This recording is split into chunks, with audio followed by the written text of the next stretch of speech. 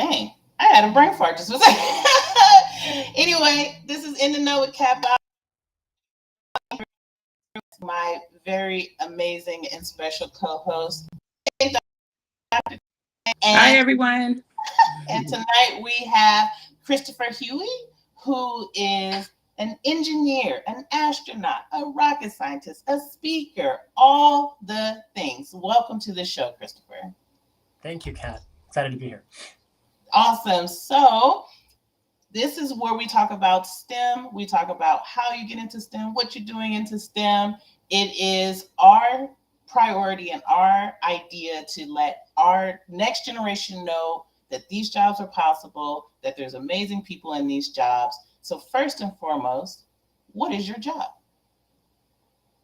Oh, that's actually an interesting question. My current role. For those who don't know me, I'm currently employed at Virgin Galactic, Richard Branson's commercial human spaceflight company. And I've had a variety of roles in the company from being an individual contributor as an engineer to managing an engineering team to managing multiple engineering teams. And in my current role, I'm kind of like the jack of all trades.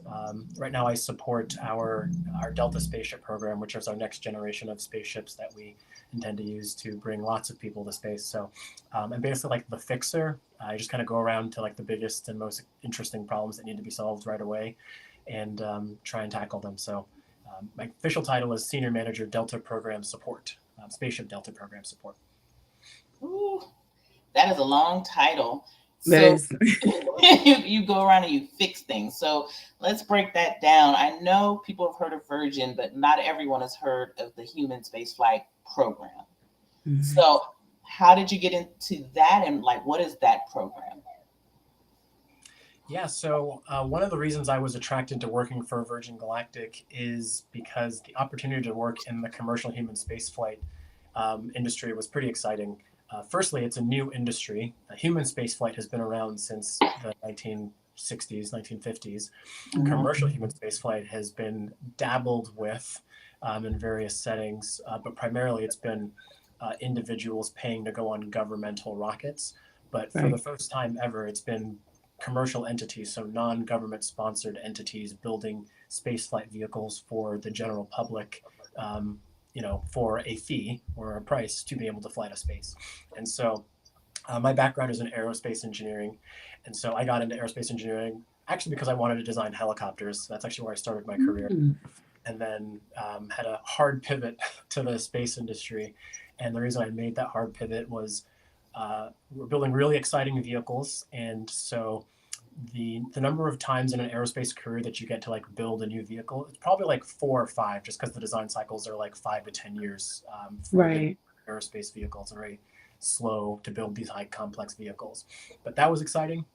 And the other thing on top of that was building an entire industry around that. So commercial human spaceflight um, exists. There's only really 3 companies doing it: Blue Origin, Virgin Galactic, and SpaceX, right? And so we're all kind of servicing different parts of that market in different ways.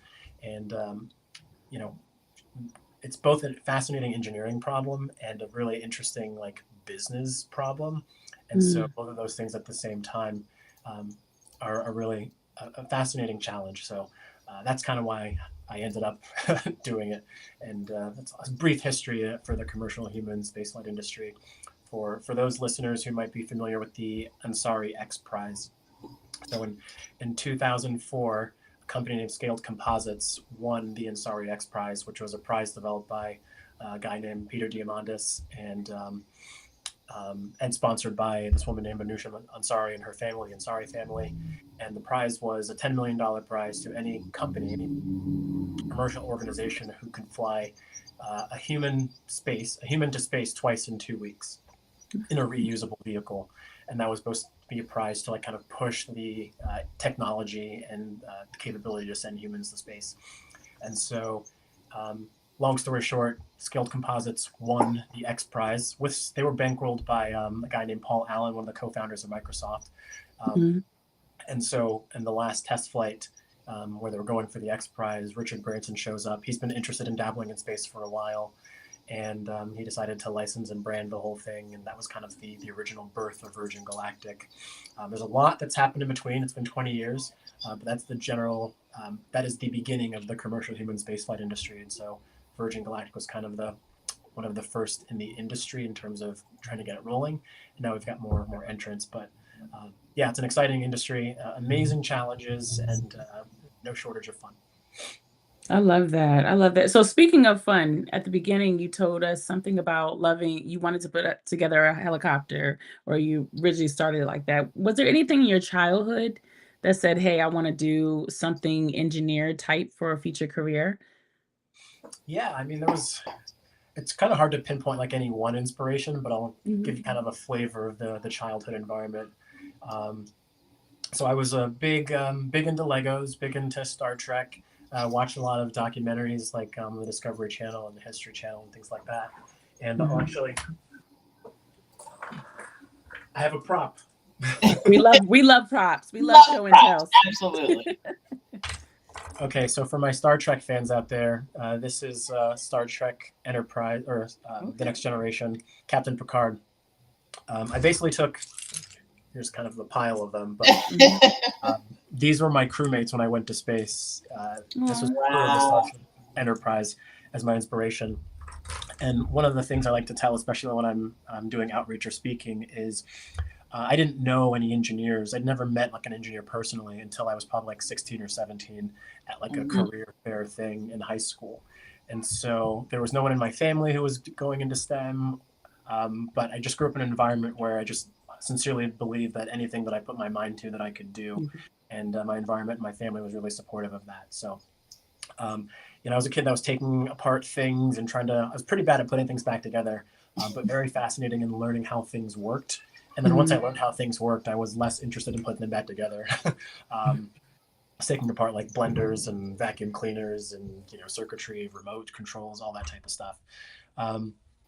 But the reason I got into helicopters specifically was because I saw this documentary about this helicopter called the RAH-66 Comanche, which is built by Sikorsky Aircraft, now owned by Lockheed.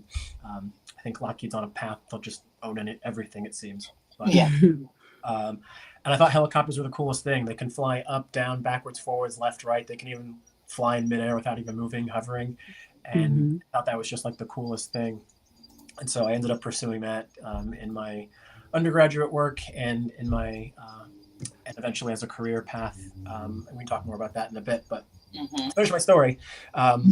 This is Lieutenant Commander Geordie LaForge. He was the chief engineer on the USS Starship Enterprise, NC-701D for the super nerds out there. And maybe not the Lego version of him, but Lieutenant Commander Geordie LaForge was the first engineer I ever really knew or saw. And he was certainly the first Black engineer I ever knew or saw. And so I think that seeded my imagination to know what was possible, and that a lot of my worldview and how I see the future, both technologically and societally, is based on the ideas of Star Trek. And so I think that was a huge inspiration. I've learned a lot about leadership and just breaking down barriers and the importance of people and relationships from Star Trek. And so it's been a really foundational, I think, experience for me. But essentially a combination of Legos, taking stuff apart, watching the Discovery Channel, and Star Trek I think was my core inspiration as a kid. Thank you for sharing that, because a lot of times, in your youth, you think that, well, when you grow older, you think back on your youth, and sometimes you're like, I can't believe I was into those things. But the fact that you've connected them to your journey, a lot of times we don't think about how some of the things we're interested in hobby-wise or just our interest period may expand to bigger things, especially like inspirations, right? You talked about how one of the characters kind of was inspirational for you to kind of craft your own journey. That representation aspect and that sense of belonging I got from your story. So thank you for sharing that. I love that. I would never have thought, and thank you for the props. That's so cool. Yes, I love it. I love it. I mean, and I think, I don't know, I won't say everyone on here, but I know I was really into Star Trek and reading Rainbow, of course. And, all of the natural history, things like that. And that's really what got me into science and loving animals and wanting to do like animal work. But it's like those types of things that are presented to you on television, or I don't know what we're doing social media wise, but we're trying to get that out there. But it's what really gets people motivated, and seeing someone who looks like them doing amazing work is also a motivator. So I really appreciate you bringing that up and showcasing, LaForge as, even though a fictional character, someone you saw as a Black engineer who was like, he's doing all these amazing things, then I could do amazing things as well. Yeah, and one of the things I talk about sometimes to students and stuff is kind of this structure about being motivated and achieving hard things. Call it the triangle or pyramid of success. And so first at the bottom is awareness. And you can't really do anything that you don't know about, right? So you have to be aware. Right. The next step on top of that is representation. If you can imagine yourself doing it, the thing that you're now aware of, then you're that much more likely to be able to do it if you can imagine yourself doing it. I think there's a very small percentage of the population who is able to do something that they cannot see them, or they don't see themselves doing it. And those are like the trailblazers, or the leftists, the nonconformists, and maybe I'm a little bit of that person. I don't need to see a trail in front of me to start walking into, a field or a bush. And on top of that is a role model. And so is there someone out there that you can emulate, either a real person or a fictional person that you look up to, and that you can start to learn things from, either looking at their characteristics, their traits, their skill set, things like that. And that's certainly where LaForge fell for me. Right. So I looked up to him as a role model, even though he didn't really exist. And then on top of that, at the peak of the pyramid is mentorship. And the beauty of mentorship, and why I stack it above role model. A role model can certainly be a mentor, but a mentor is something that's interactive. It's not passive like a role model. Like I can read books and learn from, Isaac Newton if I wanted, and, read Principia and, Abraham Lincoln's biography and all that stuff. And those can be role models for me by learning about their lives. But a mentor is someone who's actually able to give you feedback, learn from their experiences directly, tailor their experience to your experience so that you can relate to it more, both from an awareness perspective and from a representation perspective, and really help guide you on your path. Not necessarily telling you what to do, but tailoring someone else's experience, because there are multiple paths to success and to what your dreams or your impossible goals may be. Seeing at least one way to get there gives you confidence, one, that it's possible because you've seen somebody else do the thing that you want to do, or close to the thing you want to do. And then two, you have someone who's able to give you feedback on your journey, and maybe not shape you in their image, but they've seen more of the world than you, experienced more failures than you. One thing I tell a lot of my mentees is, if you can be good at one thing ever, master the skill of learning from other people's mistakes. Another way to say that is always endeavor to make new mistakes. Right. Baked into that is, if you're going to endeavor to make new mistakes, one, you have to know what mistakes have been made previous that other people have made, and then don't do those again, because they've already proven that's not a path to the future.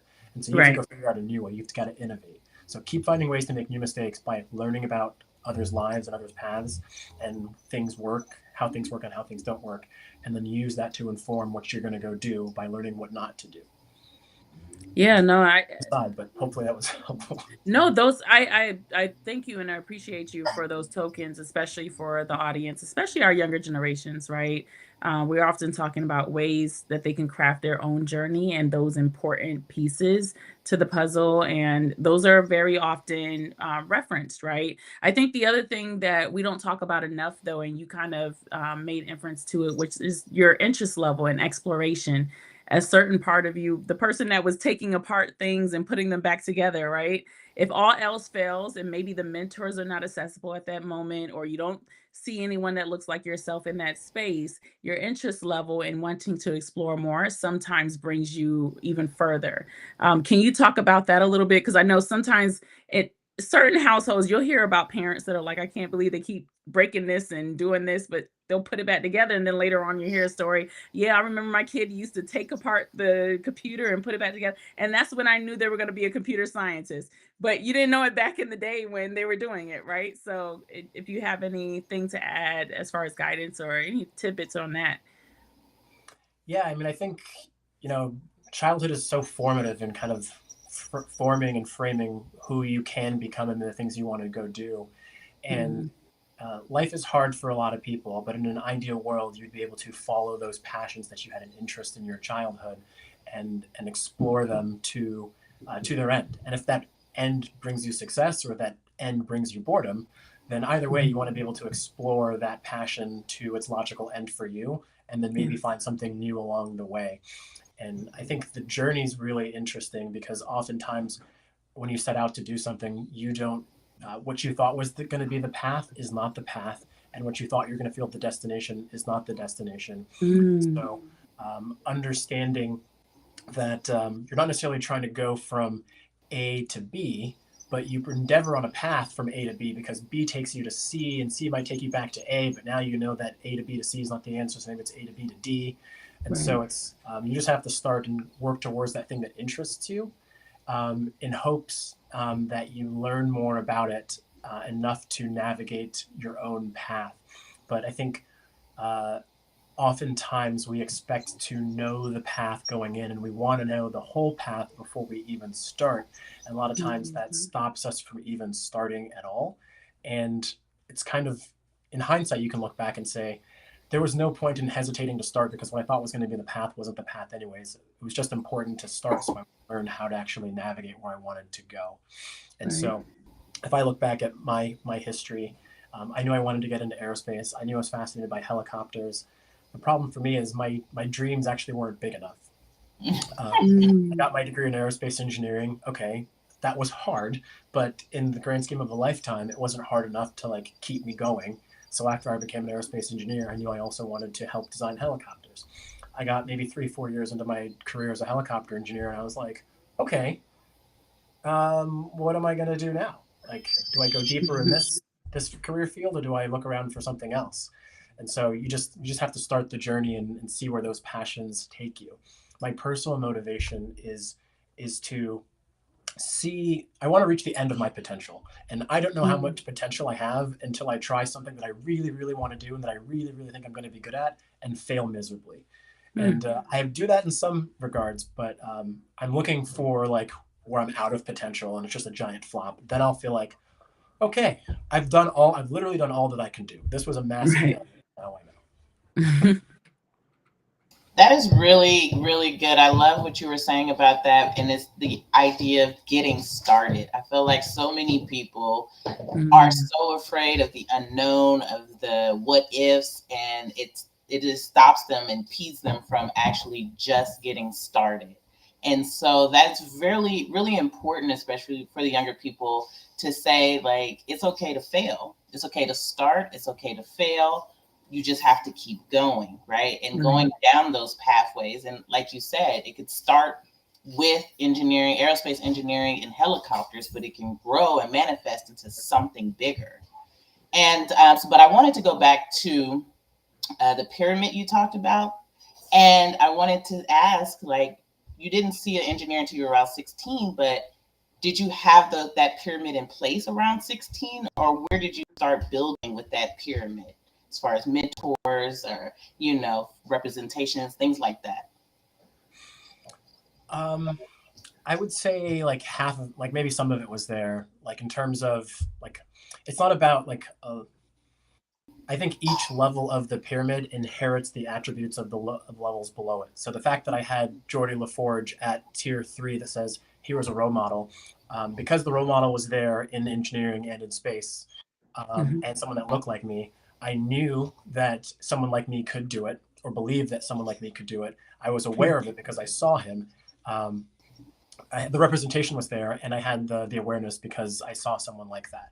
And so I think in that regard, part of the pyramid was there. What I didn't have was someone reaching into my life and kind of helping me in an interactive way, saying like, here's what you go do. If you want to do this, then you should do this. Watch out for that. Make sure you're safe for that. You're going to mess up there, so make sure you try twice.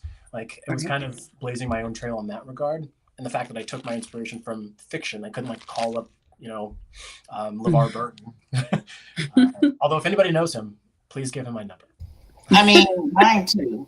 Let's just throw that out there. I've been a big fan, but please continue. But something you said, Kat, actually struck like an idea, which is this concept of failure. You know, we were kind of reiterating about Mm, being afraid to start because we're afraid to fail or not knowing what the Right. path is going to be, and that cripples us from even beginning. right. One thing that I learned in my engineering journey, especially in engineering school, is when you become an engineer, you think that your job is going to be all about designing solutions to problems, and it is in a lot of ways. But the means by which you do that is actually focusing on failure. And so, you know the thing that you're trying to do, um, but the thing you're trying to do, the thing you're trying to build or design, is unlikely, right? If you put no Mhm. effort in, that design is not going to come to fruition. And so, all the whole time there are threats to making that design come to fruition, and those threats are essentially things that will allow your project to fail. And so, in order to trudge past all of those threats towards the design, the success of your design, you actually focus on all the failures that can occur on the way to success. And so, success is about itemizing your failures and then burning them down one at a time as you walk towards your goal. Um, in my second year of engineering school, we had this project to build a bridge, like a little scale bridge out of wood, truss Mhm. design, lots of different bridge designs. And so the project was graded on the ability of your bridge to fail at a specific, under specific loading conditions. So if you subject your bridge to 1,000 pounds, it's supposed to break at 1,000 pounds. And that was a little surprising to me because I thought, like, whoever builds the strongest bridge wins, right? Let's just keep going. 10,000, Right. 5,000. But that's not the point, right? In engineering, you're designing to an optimum point. If I designed a bridge that could take 5,000 pounds and was supposed to fail at 1,000 pounds, and I've over designed it by 5 times, I maybe spent 5 times the resources, which is 5 times inefficient. And Mhm. so it's not about trying to do the most, it's about trying to figure out how good is good enough. And that's an important part of defining and overcoming failure, is knowing what your target is and how good is good enough.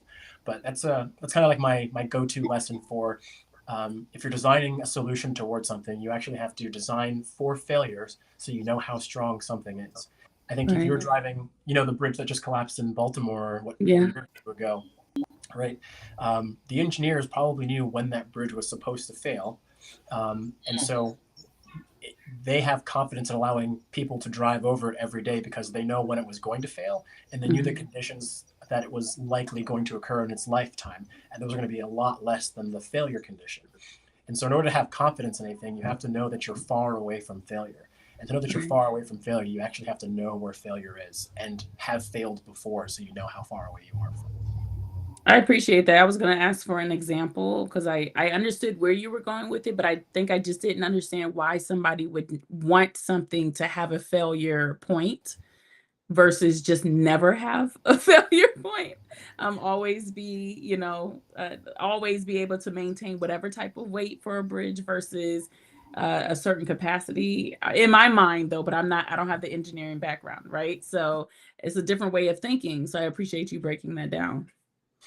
Yeah, and maybe like one practical thing for people who are out there trying to go on a path to STEM is, especially when I'm mentoring or like looking at junior engineers, um, it's kind of, you're trying to create an environment where it's safe to fail, and that's what school is Mhm. generally for, right? If I go and get an F on an assignment, I didn't design a bridge that kills anybody, right? I Right. just got an F on an assignment. But if I'm an engineer designing a bridge and I got an F on my work assignment, Mm. that bridge collapses someday and maybe people die or you lose a lot of money. And so Yeah. that is not a safe environment to fail. And so it's like, what can you do to create a safe environment where you can learn these lessons on your path Mhm. to understanding failure? And the more failures you map in your environment, the higher the likelihood that you will find success in the thing you're trying to do. I love that. I'm going to use that moving forward because a lot of times when we talk to the students, there is that question of failure, right? So I absolutely love that we touched on that to understand that failing beforehand helps with your success later on, right? I'd rather fail maybe a class or a test and just improve and get better and replace the failure with a better grade later on versus to fail at having a stable bridge that people are going to travel on every day. So I definitely appreciate that.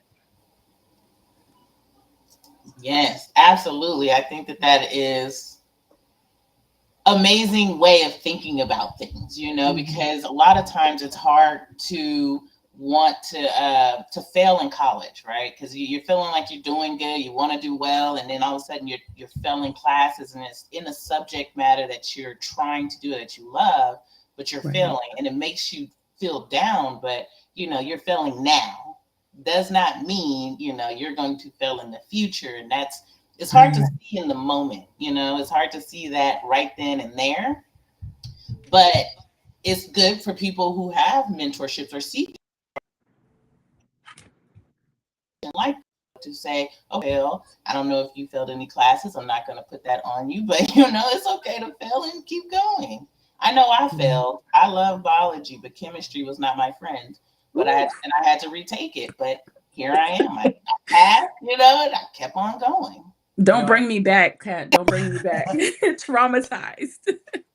I think it's, I do want to comment on, you know, failure, like, have I failed? I think it's important to know, because a lot of people look at my successes and look at the things that I've accomplished, and they've assumed that I've just like nailed it every time. And that I just went from like one success to the next success to the next success, and that was my path. Not at all. You know, there's like a saying in entrepreneurship, like it took 10 years to become an overnight success. And people see that last step, but you didn't see those nine years and 11 and a half months where it was just like failure, no progress, no nothing. Right. And so I failed. Yeah. I remember I failed a chemistry exam in college. That was really, really difficult for someone who hasn't really failed anything before. And I failed a physics exam, which is real, like in my profession now, like core fundamental physics that I would use every day. But that failure doesn't necessarily need to hold you back, and you don't have to let it define you. So you kind of have a choice after you fail. One of my classes I took in college, mechanics of materials, it's like basically how strong is stuff and when does it break? Like the materials, the mechanical properties of actual materials, wood, glass, metal, steel, whatever it is. And one of the best professors in the department failed the class, I think 3 or 4 times, and then ended up taking it that many times and eventually became the best professor teaching that class. And he was actually the most efficient teacher. Like while all the other professors that taught the same class would be done in like with like 2 weeks to spare in the semester, and his class always got the best grades if you looked at like the metrics afterwards. And so it's kind of like a lesson to be like, we shouldn't fear failure. We should learn to cope with it and grow from it. Right. It's required. It's necessary to thrive. Yeah, I'm pretty sure that professor failed so often that they were like, "Look, I know how to teach it because this is this is how I learned it. So this is probably the better way to teach it," which is really dope. Yeah, for sure. So I want to jump into this space thing a little bit more now. So let's talk, you know, about this whole, I don't even know how to even introduce this topic of where you're at as far as being the 18th as a Black astronaut, you know, just that realization, your journey to that. I saw some clips.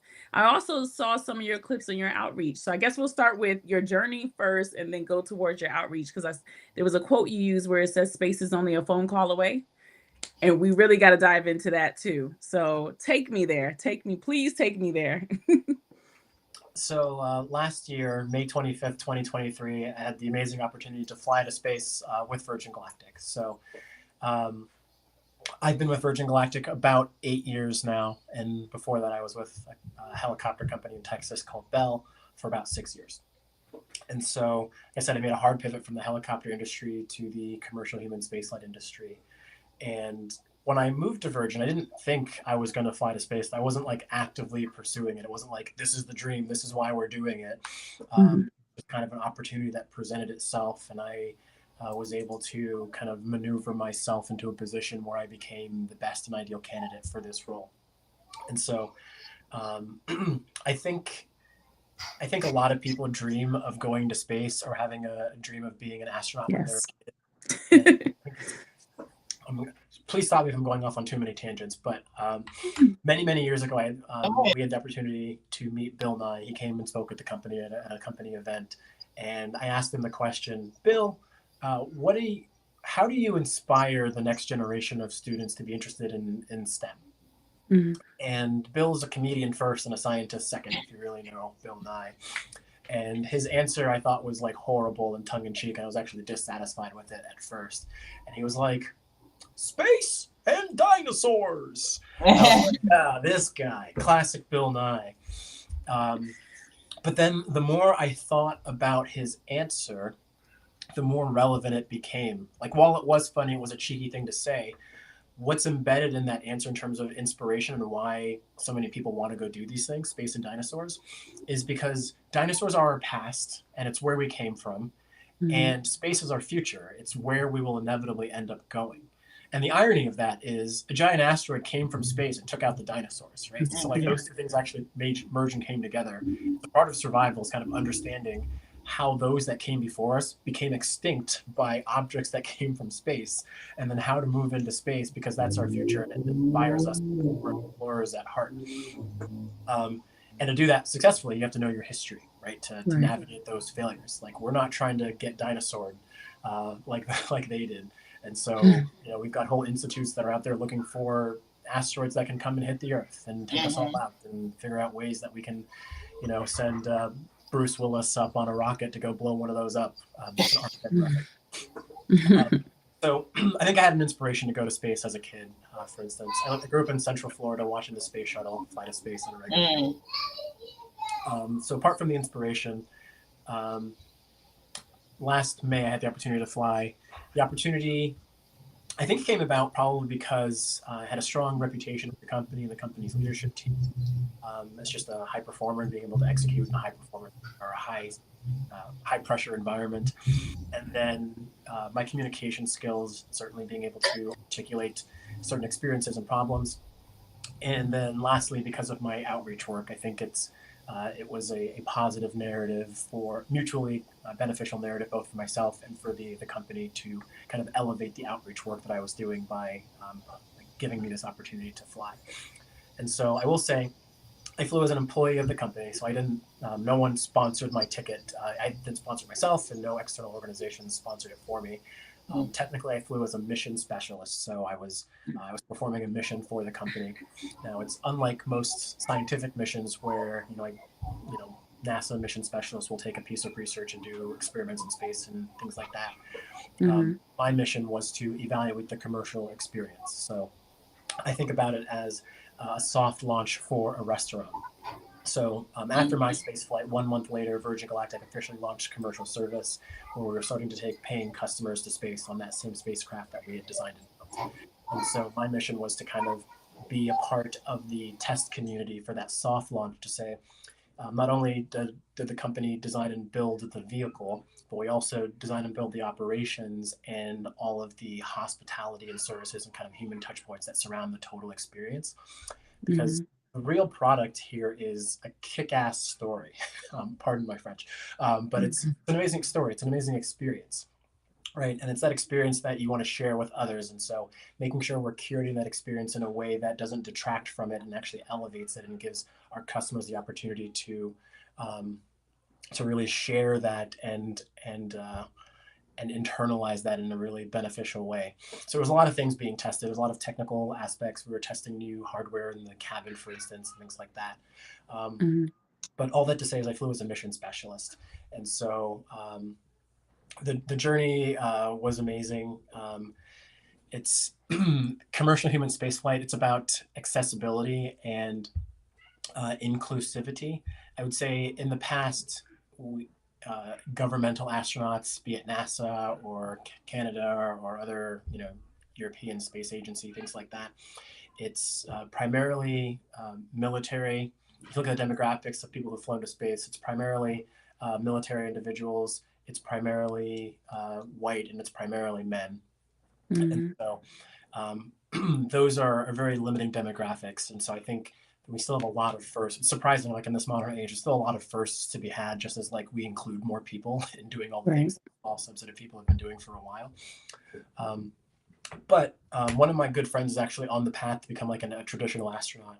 He got his bachelor in aerospace, his master's in aerospace, his PhD in aerospace. He learned Russian. He knows how to scuba dive. He's run a wind tunnel test. He does survival training. He runs ultra marathons. He speaks like 4 or 5 languages. He joined the Air Force. He went to test pilot school. He joined the Space Force. Like, that's all the stuff you have to do if you want to be on the traditional astronaut path. Highly selective, a very difficult journey. And so in this new commercial human spaceflight era, we're saying we think anyone who wants to go to space should be able to go to space. And as you collect all of those degrees and qualifications, that's exclusive. You take more and more people as you weed people out, as you need all of those different experiences to get there. And even there, you're probably going to be denied at least 3 times before you get accepted into a NASA astronaut class. And so the commercial human spaceflight era is about inclusivity. So we're not looking at the things to like disqualify you. It's like, okay, we see that you have that affliction or that disablement or whatever it is. How do we work with you to develop a system around how you can experience space? And so I think we're seeing designs and more opportunities open up for people like that. And we're still at the very forefront of it now, and I think access will continue to grow.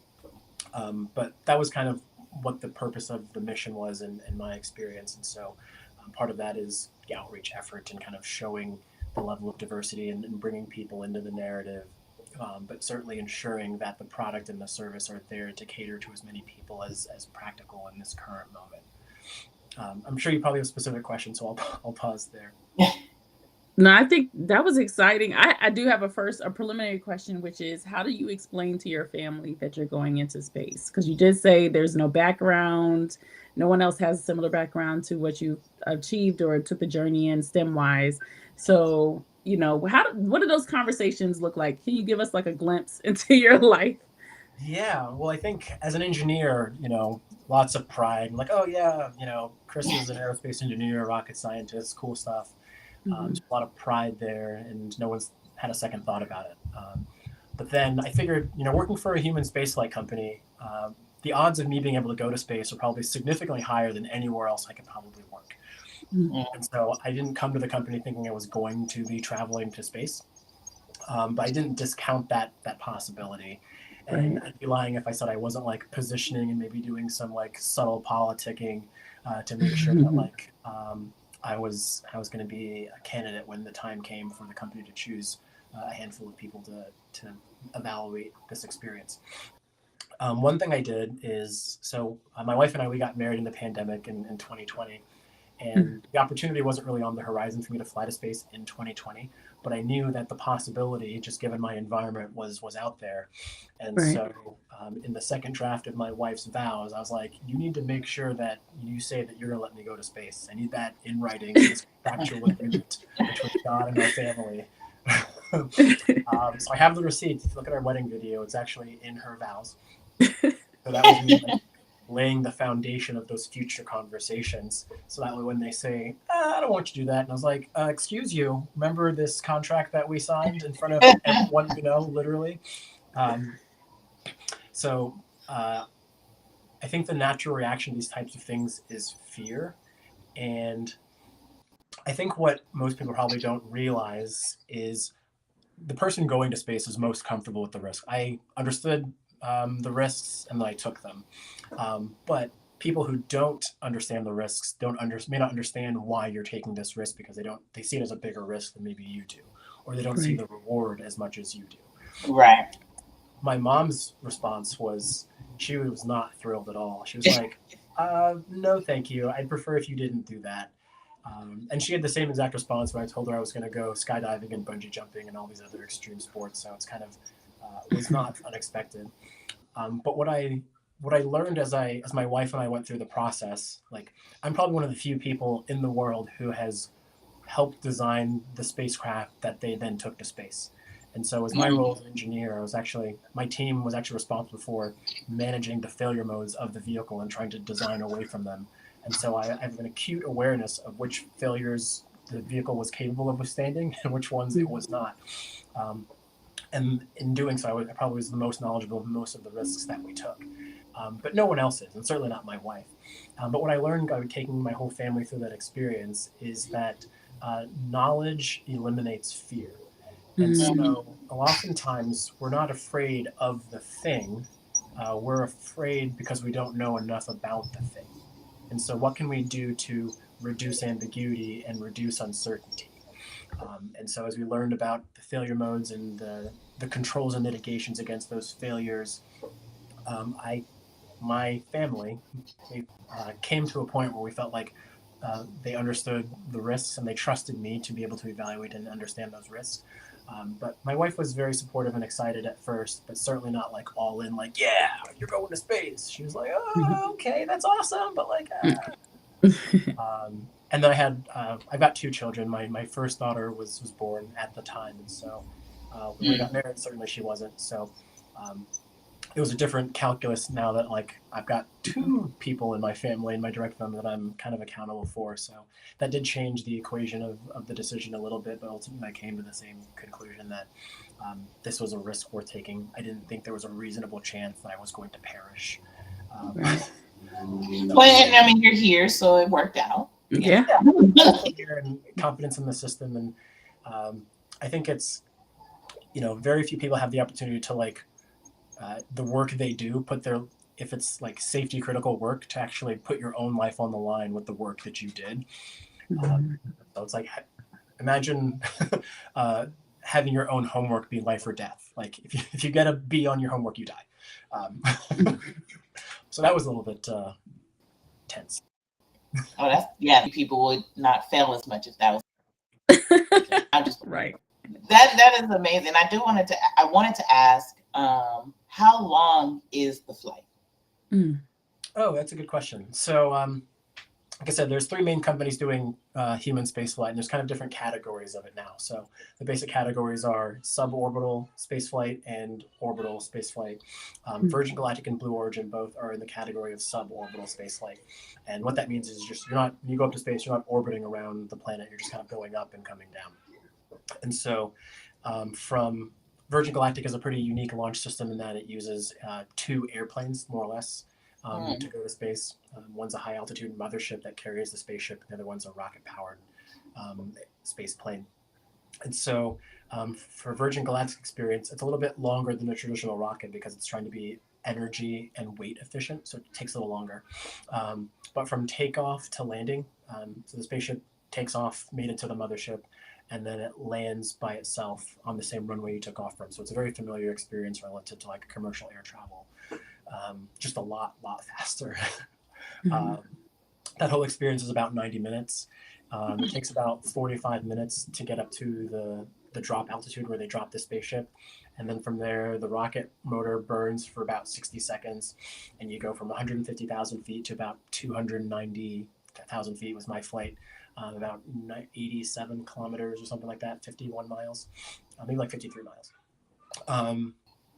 And then you're in space for about 3 to 4 minutes is that experience. You're weightless for about 3 to 4 minutes, and then the views of the Earth are probably a little bit more than that, maybe a few more minutes long than that, just because you have a pretty decent view from like 150,000 feet, but you're not technically in space. You're still like in the atmosphere.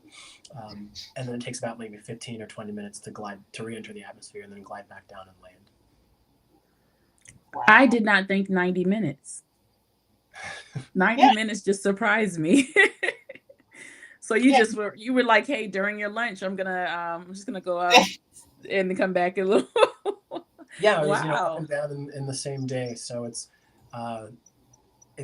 still like a humbling experience, and the ability like to be weightless and see the Earth with your own two eyes is like absolutely like it changes your life. It changes kind of like who you are and how you conduct yourself. And so that experience was truly priceless, thrilling, exciting.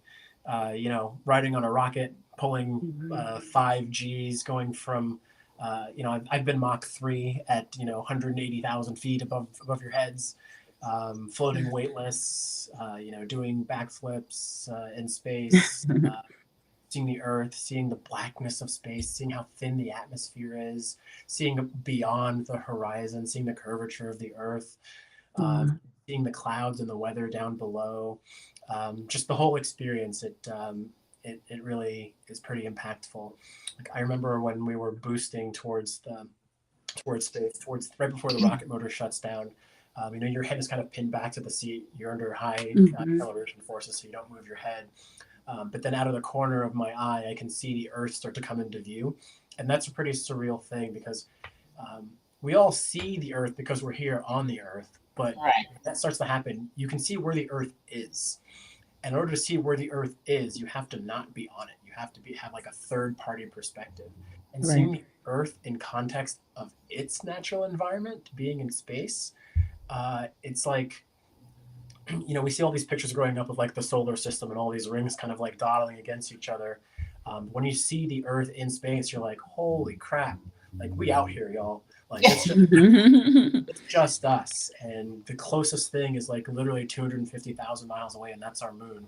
And the next closest thing is like 3 million miles away, maybe further. So it really puts things into perspective, like how close and tight knit we should be here on Earth, because like this is it. Everything you've ever known, seen, done, learned is right here on this planet, and everything out there is in like infinite number of times bigger and more vast and hard to understand, and we barely scratch the surface of what it means to explore human existence, all these different things. So it just like it really changes your perspective. Yeah, it sounds like a very humbling experience, and putting things into perspective. You automatically made me think of the technological advancements, right? We often talk about AI and robots, but the fact that you could take this commercial flight and come down in 90 minutes, have a whole new perspective of life, but also, like you said, being able to see the things that are unknown and have a little bit more knowledge than you had, that created the fear beforehand, right? I love all of those things. When you collect all those things together, it just makes a whole new lesson plan, for the lack of better words. Yeah, there's certainly a lot to pull from, and one of the I love talking about the experiences. One, it's awesome and it helps keep the memory alive for me, but also I get to see it through your eyes as we dialogue, and I continue to take more and more from the experience as I try and relate and convey it to you, and we try and dialogue about it. So it's just amazing to kind of see how we can keep evolving from one person's experience. As we look to the future, one thing that I'm excited about. So the whole experience that I was talking about is called the overview effect. It's popularized by this author named Frank White. And to date, there's been fewer than 700 people who've ever been to space in the history of humanity. I think I'm about 650. And so we have very few people who've actually truly experienced this in terms of like the billions and billions of people who've ever lived on this planet. And like I said, most of them male, most of them white, most of them military, most of them American. And so we have a very limited perspective of what this shift in perspective actually does to the human psyche, to our culture, how we interact with people here on Earth. And so the thing that I look forward to is sending more people up, not just for the sake of numbers, but for the sake of sending more types of people and more types of perspectives up. Like I'm not an artist. I'm terrible at writing, but like if someone could go and have like a crazy experience and really articulate that in a way that really informs the next generation of, say, science fiction or digital media or things like that, like I think that's what keeps society moving forward in a beneficial direction. And I call that concept a cultural critical mass. Like how many people do we have to send to space to bring that experience back down to infect the population with that similar mindset, to the point where not everyone has to go to space to have that cultural shift here on Earth. No, I love that method. Yeah, and I definitely want to highlight the people in the chat. I see Shy, Shiamir, and then randomly we get some ones I'm not even going to highlight. But and Renee, I see you guys in the chat. Thank you guys for joining us live for this conversation we're having with Christopher. And I want to keep and that the shows really that happens. And so I just wanted to ask you, before I ask you that, I do want to go back and say, if you can talk to your 6-year-old self, what would you tell your 6-year-old self? Oh, wow. I would probably say it's going to work out, and like I would say like don't stress, but like in a way that means that isn't supposed to mean don't try, but it's like don't worry so much about trying to become someone. Just focus on being yourself, because you're going to go through this pendulum swinging where you spend all these years trying to become someone that you think everyone else wants you to be. You'll become that person and realize you're very uncomfortable with yourself. And then you'll have to do a lot of more work to try and figure out who you are and back away from that person you thought you were supposed to be. And so like let's just skip that part and just like have confidence in who you are, and that actually attracts success. That attracts the right people, that attracts the right opportunities, the experiences. One thing I like to say is success is where preparedness meets opportunity. It's your job to be prepared, but it's your environment's job to bring to you those opportunities. But you have to have that preparedness to even be able to recognize those opportunities, and that's how you're going to be successful. But in order to be prepared, you have to really know what you want to do and how you thrive and how you work best. And all that comes down to like knowing who you are, knowing yourself, and not being so confident or arrogant or scared to fail. Have other people judge you for who you think, for who you really are, and for who you think they want you to be, and letting that cripple you into not asking for help. I don't know if my 6-year-old self would capture all of that. Well, yeah.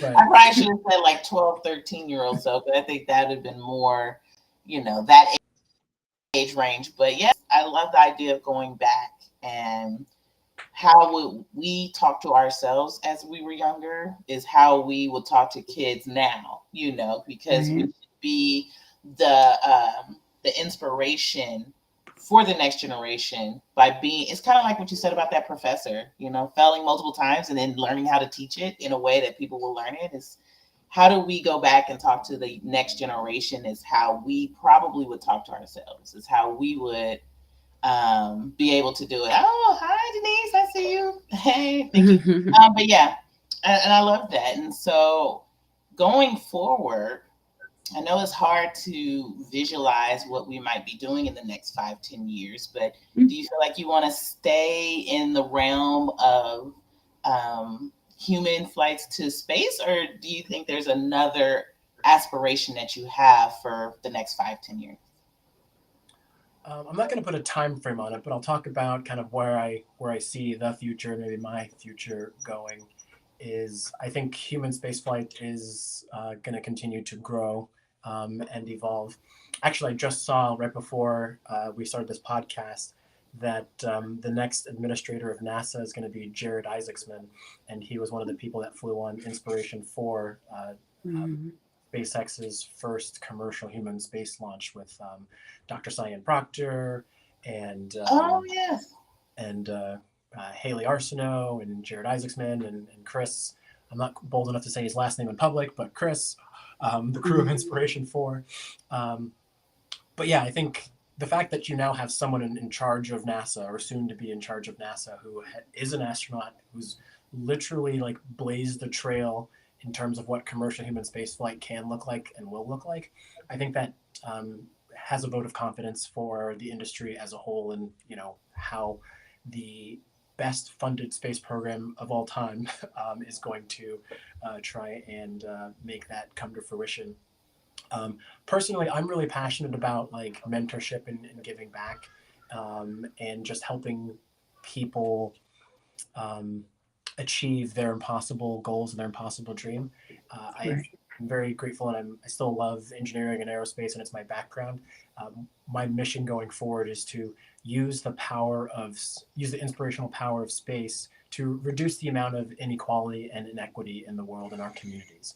And so I'm always looking for opportunities for how I can do that, whether that's we didn't talk much about it, but in 2020 I started a scholarship program with Virgin Galactic called the BLAST program, where we mentored a lot of individuals and gave some money, gave some internships, things like that, had some mentorship. But I also have a lot of mentors. I now sit on the board of advisors for the Aerospace Department at University of Maryland. And so I'm always looking for ways to give back and like inform the youths and how we can steer our the next generation of change makers and doers, but also try and open up that space to be more equitable, and not just in terms of like race or gender, but also just reduce the disparities between like income disparities.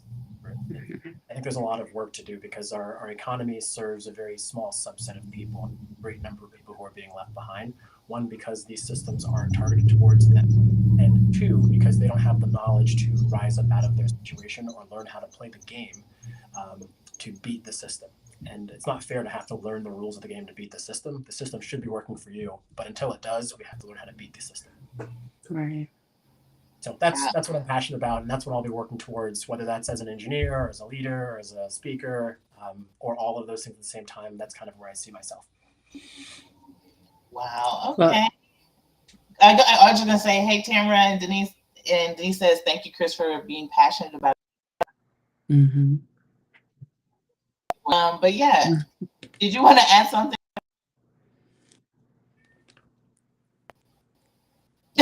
No, I was gonna say the same thing. Like I love the passion for giving back. I love that you already have that instilled in you, because there's so much to learn about from your journey, but also just, you yourself being able to expose yourself to others and different audiences and talking to them. You become a model for others who don't have a model, similar to when you didn't have a role model, right? So I definitely appreciate you giving back in those ways. You never know who you're going to inspire to take the field further from wherever you leave off, because it doesn't sound like you're taking your hands off of anything right now. So it's going to continue to advance, and then the next generation is going to take it from there. And a lot of them are going to be inspired by your story. So I definitely appreciate you for sharing it and serving in that capacity. Thank you. I appreciate it. It's a lot of fun. I get a lot from it too. I like to pretend like it would be great if it was all altruistic, but like it feels great for me. Like it's great to give back, and it's great to just be in front of people, and be a people person. Oh no, are we still here? Oh yeah, I just wanted to show your website right quick. We're still here, but yes, if you want to learn more, sorry about that. If you want to learn more, check out his website. I also put it in the chat. It's Chuie, right? Is that how you're saying that? Astro Chuie. You can also go to ChristopherHuie.com. Same thing. Yeah, I love it. And but also, you have the last say, whatever you wanted to say, and give you the last words on the show. Well, I think your audience is really focused on STEM and kind of inspiring the next generation of thinkers and doers. And I think the world is changing faster than we can predict how fast it's changing, right? And it's called acceleration. And the thing about trying to predict a future that's accelerating means it's almost, I'm not going to say impossible because I'm not that confident, but it's really difficult to do. And I think the way we see the world changing is like when I was a kid, and maybe when you guys were little, people would ask, what do you want to be when you grow up, in terms of like, what's your occupation? And I think that's a good question, but I think that question in and of itself biases the answer to be limiting. And so I prefer to ask the question, what change do you want to make in the world, and what impact do you want to make on the world as you progress throughout your life? And I think that opens up more opportunities. One, because I think we're moving away from a time where a person has one job for the rest of their life and you just go be that one thing. I kind of fell into that trap when I decided I was going to be a helicopter engineer, and I did that within probably 10 years of setting that goal as a kid, to achieving it. And here I am 15 years later and not doing helicopters anymore, and probably won't be doing spaceships in 20 years, doing something else or vastly different. And so it comes down to like, what's your impossible goal? What's your big mission? How do you want to leave the world and the people in it better than you got it? Or maybe not just the world, because we're expanding beyond our own planet, right? But the world, in air quotes. So it's, I think, thinking about what really excites you, what you're passionate about, the types of things you like to do, and finding maybe one or multiple ways to scratch that itch and explore that passion.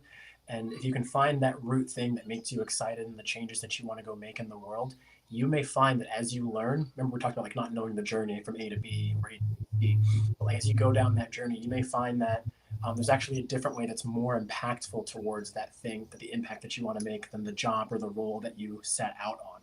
And you'd actually be better served doing it this other way in this other field. Like right now, I give back as an engineer, but I might be more successful giving back as a congressman one day. I don't know. I'm not trying to put that into the air.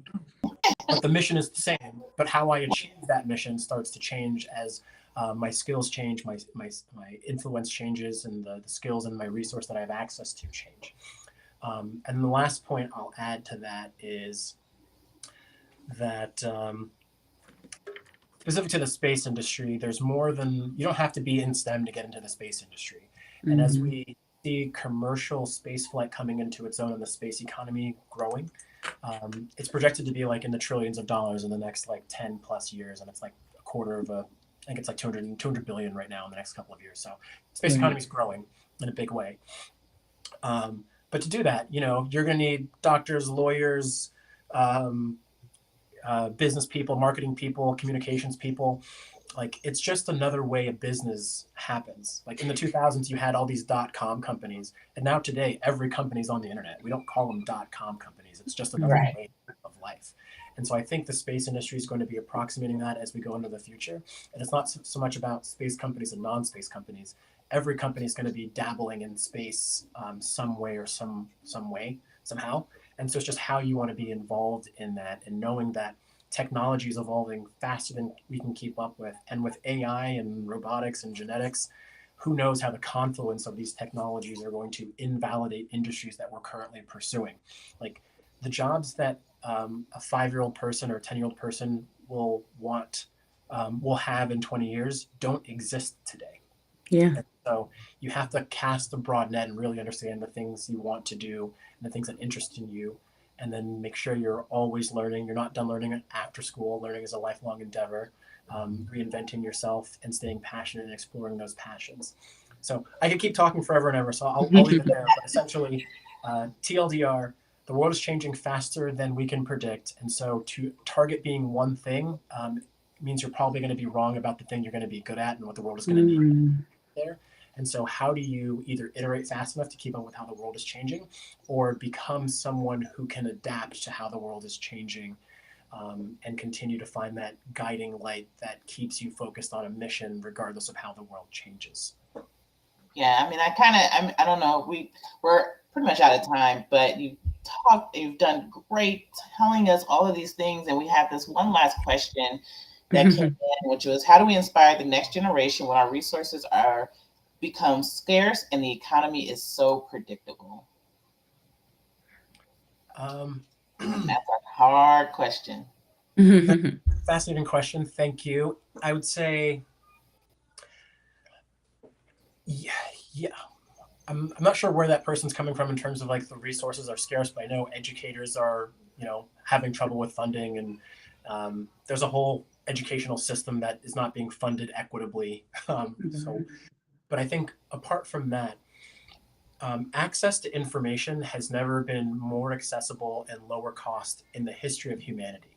The internet has lowered the barrier to how you can access information. Wikipedia. I donate to Wikipedia every year because I'm so passionate about access to information and knowledge, right? YouTube, blogs, articles. I think the core skill to learn here is the skill of discernment, to know what things you should trust and what sources you shouldn't trust. But if you can master that skill, the number of sources and resources available to everyone on the internet, if you have internet access, is basically infinite. Like, more stuff gets written and recorded every day than the more years you can like even read and live out. And so I think finding trusted sources of people that inspire, that are teaching, that are doing good work, is a way to combat maybe those lack of formal resources coming from traditional sources, be it education or after school activities and things like that. And then just like being scrappy, like creativity, you don't need a lot of resources. Creativity is like the engineering process, for example. is able to innovate under the environment of constraints, i.e., it's actually really hard to design something new if you have infinite resources, because you'll just go forever, forever, forever. You have to say, you only have this much money, you only have this much time, you only have this many people, this many resources, this kind of technology. And then the fun challenge is, how do I make something out of that? Right. And so I think we still have that same level. Like, yes, the resources are a constraint, but constraints are also a bit of a gift, because if you had too much, you wouldn't know where to start or how to design your solution. If we have any Shark Tank fans in the audience, one of the sharks, Damon Johns, he has this book called The Power of Broke. And the basic premise of the book is he wouldn't have been able to build Fubu if he had infinite money when he started it. Being broke was actually a gift and a blessing for him to figure out the fundamentals of business and actually how to design something and build an enterprise that lasts and can stand the test of time. So I think being under-resourced, it can seem like a detriment or like an Achilles heel. But I think with the right mindset, being able to turn that into something useful and break the shackles and the mindset that holds us back can be overcome. Yeah. Okay. All right. Well, there. I want to say thank you so much. Yes. To your journey, your work, and the work that you're currently doing. And Dr. Taylor, you have anything you want to add? No, yes, thank you so much for you coming. Once again, like I said earlier, loved hearing about your story. You've gotten me more excited about, everything engineer and space-wise, but also just the accessibility portion. I'm seeing everything in a different perspective, and I appreciate you sharing that and hopefully having our audience change their perspective in a lot of things as well. So we definitely appreciate your time and your energy. And being here. And hopefully we see you again in the future, because I know there's a lot more we could dive into. Yeah, I'm out here. Yeah, absolutely. And thank you to everyone who joined us live. Thank you to everyone who's going to be listening or watching this later. I appreciate that. And I hope everyone has a good night.